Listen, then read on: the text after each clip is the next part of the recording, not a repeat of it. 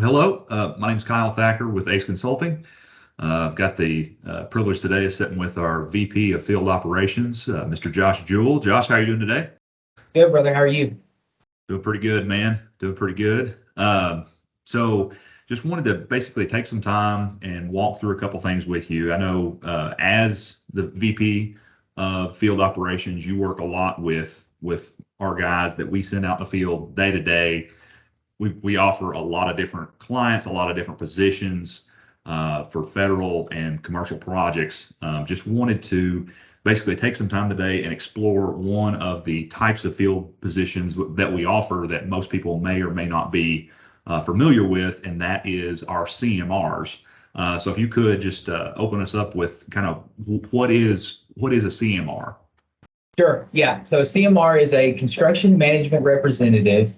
And so essentially, that you could also look at them as an owner's representative, but they do have a couple of different functions on the construction side, the more of on the management instead of just being the liaison with the owner. So essentially, what I've got here is I'm going to essentially give you some basic responsibilities of what a CMR does, and then we can talk about it. So the definition, by definition in the specs, and a CMR responsibility is to provide technical assistance and support to the CO during construction, meaning the contract office.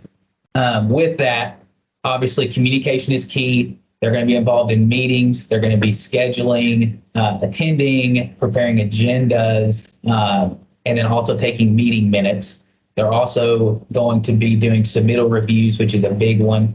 And then they're also going to have a really big hand in the construction modification section as far as drafting scopes of work, doing cost estimates if needed, proposals, reviewing proposals, and also having record of negotiations with subcontractors.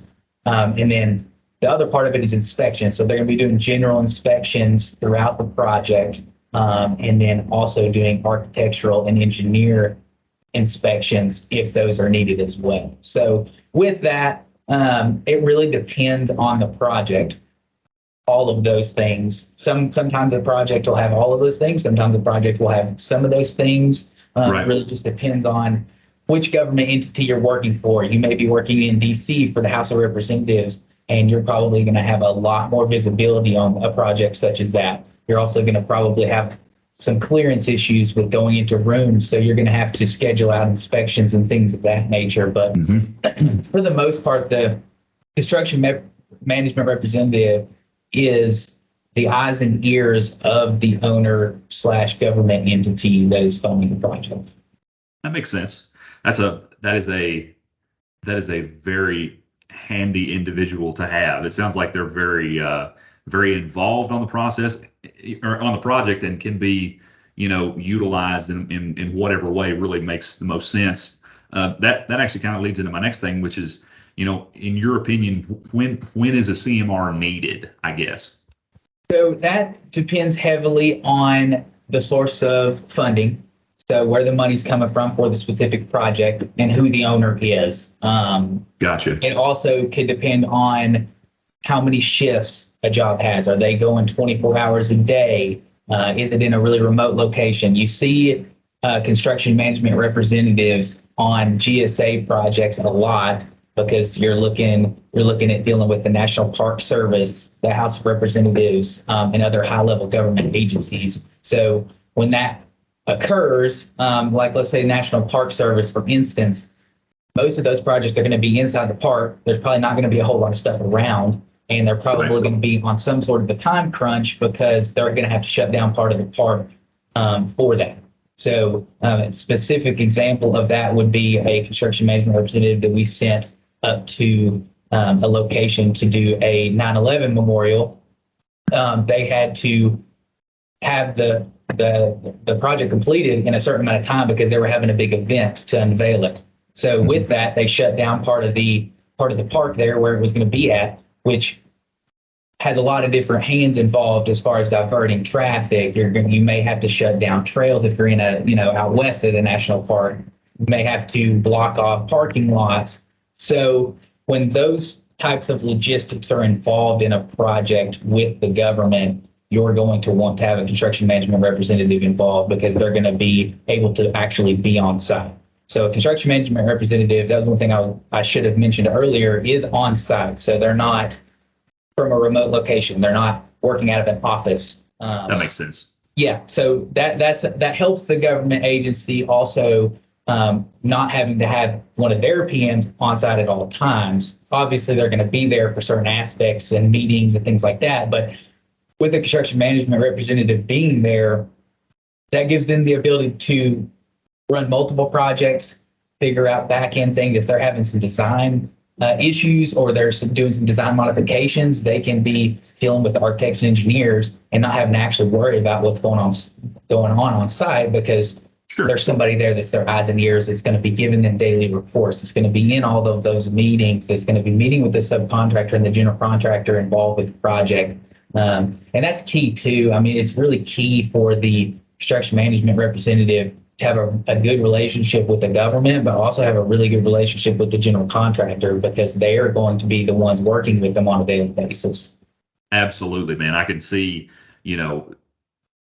with them being the eyes and ears, that would really give a lot of flexibility to the owner and a lot of peace of mind as well to know that, I'm spending a lot of money on this project. How can I make sure that the quality is there, the communication is there, our expectations are met, so on and so forth. So that's really good. What with these types of positions, I guess what would you say as it relates to their experience? What experience is required before a project? I guess the personnel that we send, what type of experience do they have?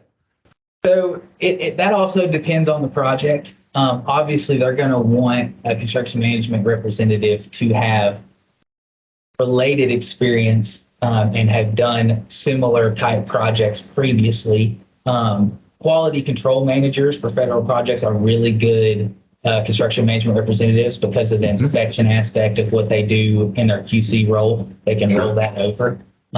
If they have project management experience, that's really good as well. But I mean, at a minimum, you're going to want them to know applicable building codes. You're going to want them to know safety regulations. On federal jobs, these EM 385. So got to have an OSHA 30, first aid and CPR. Those types of things are obviously good. They're going to need to have experience doing cost breakdown estimates and doing negotiations. They're going to obviously have to be able to do technical skills such as writing, emails, proficient on the computer, because a lot of what CMRs do on big projects is technical write-ups for subcontractors. They're looking at, a subcontractor gives them a modification, they're looking at it, they're marking it up, they're sending it back. So they're going to have to be able to put something in a very well written professional manner to be sent out to the government. And it also depends on the project. The National Parks project that they're doing road work is going to be completely different than House of Representative projects where they're modifying buildings in Congress. They're completely different, but in the same manner, they do have to have specific skills associated with building codes, safety regulations, inspections, and writing. Gotcha. That's again, just getting back to the wide range of possibility and capability that these individuals have, and that can be applied to a project. I think that's super neat. That kind of gets into my next thing. So what type of opportunity exists for CMR work? I guess it seems very all encompassing, but just kind of walk us through that a little bit. Yeah, so I mean, there's CMR work everywhere out there. It really it depends on the government spending, depends on how they're releasing projects and how much GSA is involved with those projects. Because I mean, if you have a GSA schedule, your company has a GSA schedule, you're going to have to work with the CMR. There's going to be a CMR involved on a specific project. For us, for instance, that's how we have our CMRs is through our GSA schedule. So there is everywhere. I mean, there's projects in California, there's projects in South Dakota, North Dakota. I mean, anywhere there's national parks, anywhere there's high visibility for government, they're going to be there. And the other thing is too, with that, the opportunities could be short, they could be long, But what you will see with these government projects is that if they like a person, they like a CMR, they're going to want to keep them. So there is a lot of opportunity for further projects after a specific project gets done, because the timeframes differ substantially. The 9/11 project that I mentioned earlier, that one needed to be done in 45 days and ended up getting done in 25 days. So that was a real quick, less than a month job. But then you've got a project for House of Representatives that, you have a guy out there for 6, 8, 10 months. So they really differ in range, but the relationship is what's really key there. If you have that relationship with the government and they feel very comfortable with that specific person as it pertains to their writing skills, their meeting minutes, things like that, then the next time that government representative has a project, they're more than likely going to want to use that person. That's awesome.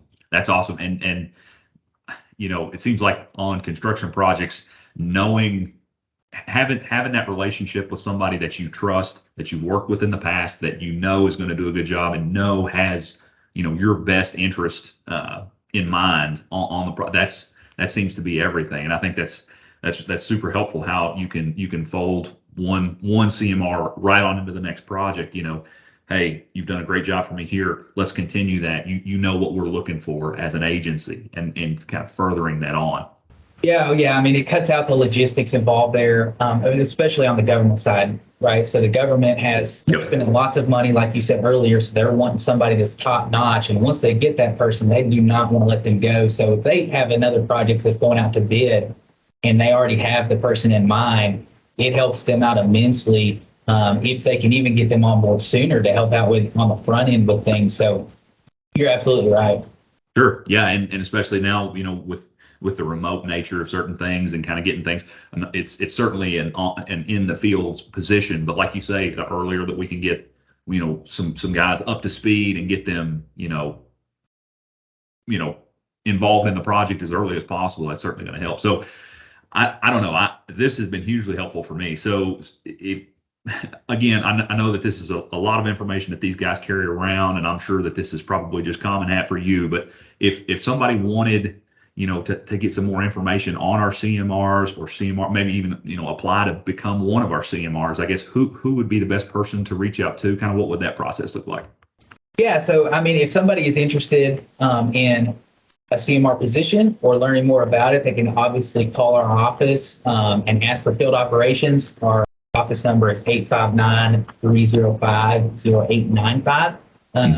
But if you want to go ahead and send your resume in too, because obviously if you do call us and you are interested in that, one of the first things one of our guys is going to ask is, hey, can you send me your resume? So if you want to go ahead and beat us to the punch on that one, you can always send your resume to me and I can get it to the appropriate party. My email address is jjewell@ace-consulting.net.